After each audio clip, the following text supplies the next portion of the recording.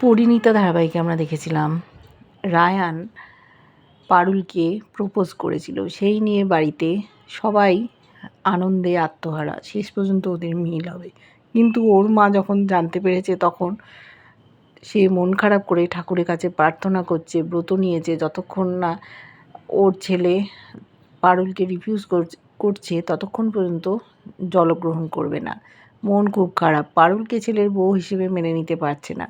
এদিকে রায়ানও ভাবছে, আমি যদি পারুলকে বলে দিই আমার ভালোবাসার কথা, তাহলে পারুল আমাকে ওর আঁচলের তলায় বেঁধে ফেলবে, জোর করবে, যেভাবে স্ত্রীরা স্বামীদের জোর করে, বাগে আনার চেষ্টা করে, কিন্তু ও আটকা পড়তে চায় না।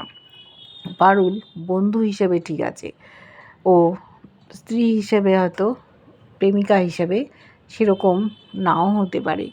কেন পারুল দাদুর সাথে কথা বলল? দাদু জোর করছে, ইন্স্যুরেন্স কোম্পানির কাগজে রায়ান সই করেনি, এর পেছনে একটা কারণ আছে। পারুল বলেছে ও যে করে হোক সইটা করিয়ে নেবে, এইগুলো ও পছন্দ করছে না। পারুলের মধ্যে দাদুর যেন প্রতিচ্ছবি দেখতে পাচ্ছে। যে কাজটা দাদু জোর করে করাতো সেই কাজটাই পারুলও ওকে হয়তো জোর করে খাওয়াবে।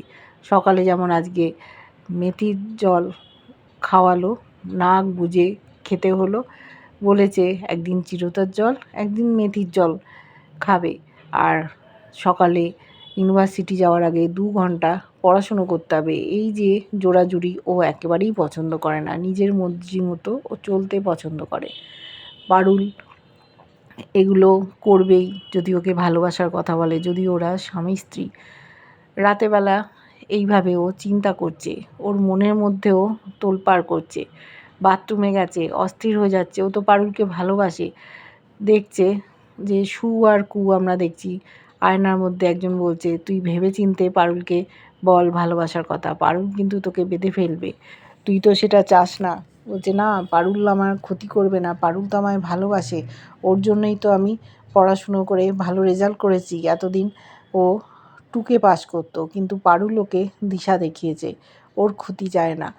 ও কত কি করে, সমস্তটাই ভালোর দিক, কিন্তু ও হেরে গেল। পারুলকে প্রেমিকা হিসেবে ও ভালোবাসতে পারবে না, তাহলে ওকে কোণঠাসা করে দেবে। এদিকে পারুল নিজের ঘরে অপেক্ষা করছে, ভাবছে রায়ান যখন বলেছে ও ঠিক সকালবেলা আমাকে ভালোবাসার কথা বলবে। রাতে ঘুমোতে পারছে না, ছটপট করছে, এলো চুলে ও আয়নার সামনে দাঁড়িয়ে আছে, মনে মনে ভাবছে এই চুলেই রায়ান কাল একটা ফুল গুজে দেবে। ঠাকুরকে বলছে, ঠাকুর পরীক্ষার সময় আমার এত টেনশন হয় না যতটা এখন হচ্ছে। ও তোর স্বামী, কিন্তু এতদিন ছাড়াই ছিল। যখন ও নিজে থেকে ভালোবাসার কথা বলেছে তখন আর নিজেকে ধরে রাখতে পারছে না। কখন যে সকাল হবে, কখন রায়ান আসবে, এই ভাবতে ভাবতে ও যেন শুনতে পাচ্ছে কেউ ঘরের দরজা নক করছে। রায়ান এসছে, পারুল খোল। রায়ান ঘরে ঢুকেছে, পারুল খুলে দিয়েছে, ওর ভালোবাসার কথা জানিয়েছে। দুজনে যেন ভেসে গেছে একে অপরের ভালোবাসায়। এই করতে করতে হঠাৎ দেখছে যে ও স্বপ্ন দেখছিল, ঘুমটা ভেঙে গেছে, সকাল হয়ে গেছে। তারপর ভাবছে যে আমি এটা স্বপ্ন দেখছিলাম। মনে মনে প্রস্তুত হচ্ছে এই রায়ান চলে আসবে। এই করতে করতে রায়ান বাইরে থেকে ডাকছে, পারুল দরজাটা খোল। ও ভাবছে যে রায়ানেরও আর তর সইছে না, ও হয়তো সারা রাত জেগে আছে। বলছে দাঁড়া দাঁড়া, ও তাড়াতাড়ি চুল টুল ঠিক করে দরজাটা খুলেছে। রায়ান ঘরে ঢুকেছে, কিন্তু ওর মনে কোনো হাসি নেই, যে ভালোবাসাটা দেখেছিল সেটাও নেই। বলছে তোর কি রাতে ঘুম হয়নি? তুই অপেক্ষা করছিলি কখন বলবি? বলছে হ্যাঁ, দেখ পারুল, আমি একটা সিদ্ধান্ত নিলাম। বলছে বল। তখন বলছে দেখ, তোকে আমি ভালোবাসি, ওর মনে সে কি খুশি, কিন্তু আমি তোকে প্রেমিকা হিসেবে ভালোবাসতে পারছি না, সেই জায়গাটা তোকে দিতে পারছি না। আমি তোকে বন্ধু হিসেবে ভালোবাসি। আমি জানি তোর সাথে আমি ঝগড়া করি, তোর সাথে আমি ঘোরাফেরা করি, তুই না থাকলে আমার ভালো লাগবে না, কিন্তু এটাও ঠিক আমি তোকে প্রেমিকা হিসেবে ভালোবাসতে পারবো না। ওর মুখটা ছোট হয়ে গেছে। বলছে কেন, বল কারণটা কি? সেই কারণটা বলতে পারছে না, যে দাদু ওকে দিয়ে জোর করে সমস্ত কিছু করিয়ে নেবে, এইটাও পছন্দ করছে না। কেন পারুল দাদুর কথায় সায় দিল? বলতে পারতো আমি পারবো না। পারুল ওকে বলছে আর আর তোকে বলতে হবে না, দেখ তুইও আমায় আশা দিয়েছিলি, আমি এতদিন কিছু বলিনি, কিন্তু তোর দিক থেকেই প্রস্তাবটা এসেছিলো, আমি তো তোর কাছে যাইনি, তাহলে তুই কেন বললি? আমিও তো একটা মানুষ। বলছে যা, আমি বুঝে গেছি, তোকে আর কিছু বলতে হবে না, তুই যা যা ঘর থেকে যা। কান্নায় ভেঙে পড়েছে দরজা লাগিয়ে দিয়ে, যে এইরকম দিনটা আসবে ও বুঝতে পারেনি। তারপরে সকাল হবে, বেরিয়ে গেছে ঘর থেকে, দেখছে আস্তে আস্তে লোকেরা যাতায়াত করছে, মর্নিং ওয়াক করছে। ওর জীবনে যেন কোনো কিছুই ভালো হয় না, একাই ওকে সংগ্রাম করে যেতে হবে। সূর্য উঠছে, ফুল নিয়ে যাচ্ছে একজন ফুলওয়ালা, তাকে ডেকে একটা সূর্যমুখী ফুল নিয়েছে, যে ফুলটাও ভেবেছিল রায়ান ওর মাথায় গুঁজে দেবে, কিন্তু রায়ান আজ ওর পাশে নেই, নিজেই ফুলটা গুঁজে নিল। মনে মনে ভাবছে আমাকে একাই পথ চলতে হবে। আমার হয়তো মনটা একটু নড়বড়ে হয়ে গেছিলো, কিন্তু আমি আর ওর কথা ভাববো না, নিজের মতো জীবন কাটাবো। আমার তো অনেক কাজ আছে, দায়িত্ব আছে, আমাকে অনেক বড় হতে হবে। ওই যে সূর্যটা উঠছে ওই রকমভাবে আমাকে আলো ছড়াতে হবে। মন খারাপ করে লাভ নেই। এদিকে বাড়িতে রায়ানের মা বসে আছে, ওই বাড়ির বউ খাবার নিয়ে এসছে। মেয়ে আছে, সে বলছে যে জেঠি দেখো তোমার ছেলে মেয়ে কেউ তোমার কথা শুনে না, আমরা কিন্তু আমার মায়ের কথা শুনি, যা বলে শুনি। রায়ানও দেখবে পারুলকে প্রপোজ করে দেবে, তোমার কথা শুনলো না, বলছে না আমার ছেলে ওরকম না, দেখি না কি করে। শেষে খাওয়ারও খাওয়ানো যাচ্ছে না, ওই বাড়ির বড় ছেলে সে এসে বলছে রায়ানের সিদ্ধান্ত তো শুনলাম, যা ভেবেছিল আমরা ভাবলাম পার্টি ফাটি হবে, কিছুই হবে না, রায়ান পারুলকে আর প্রপোজ করলো না। ওর মা শুনে লাফাচ্ছে, কি এই কথা?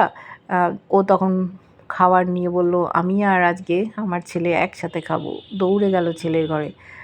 এদিকে পারুল বাড়িতে ঢুকেছে, ওর মাথায় ফুল দেখে ওই বাড়ির মেয়ে বলছে বাবা তোমার তো সকালবেলায় মাথায় ফুল, রায়ান তোমাকে রিফিউজ করলো, তাও এরকম। বলছে তাতে কি আছে, আমি আমার মতো বাঁচবো, আমিও তো একজন মানুষ, ওর জন্য কি আমি দুঃখে ভেসে যাবো? ওদিকে দাদু ছটফট করছে রায়ান কি বলল জানার জন্য, ঠাম্মিকে ডেকে তুললো।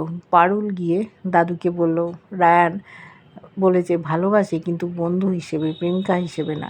যে লাইফ ইন্স্যুরেন্সের হেলথ স্কিমের সমস্ত ডকুমেন্টে রায়ানের সইয়ের দরকার ছিল, সেগুলো ফেরত দিয়ে গেল, বলল দাদু আমার পক্ষে এগুলো করানো সম্ভব না।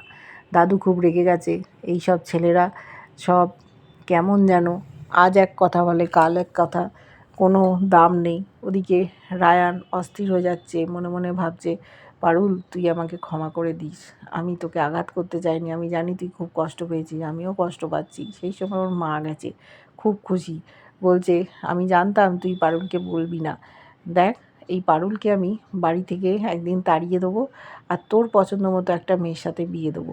বলছে আমি কি তোমাকে সেই কথা বলেছি যে আমি পারুলকে পছন্দ করি না? তোমাকে কে বলেছে?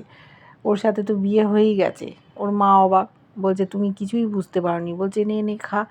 তখন রান বলছে তুমি উপোস করেছিলে না, এ নাও তোমার উপোসটা ভাঙো, আর তুমি সব ব্যাপারে না করিও না, যাও তো ঘর থেকে চলে যাও। ঘর থেকে বার করে দিল।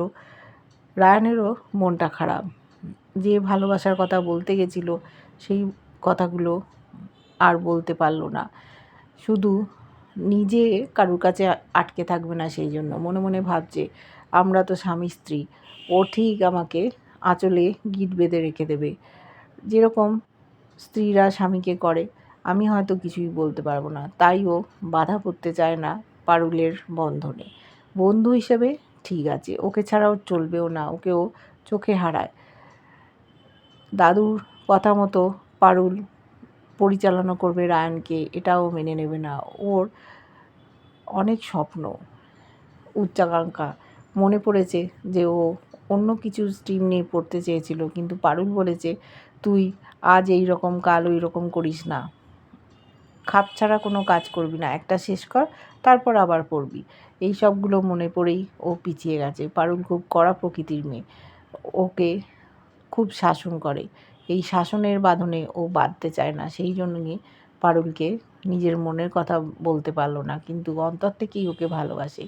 এইবার দেখব পারুল কী করে। কেমন লাগছে ধারাবাহিকটা অবশ্যই জানিও। ভালো লাগলে লাইক, কমেন্ট, সাবস্ক্রাইব করে যারা ফেসবুক পেজ থেকে দেখছো ফলো করে সাথে থেকো।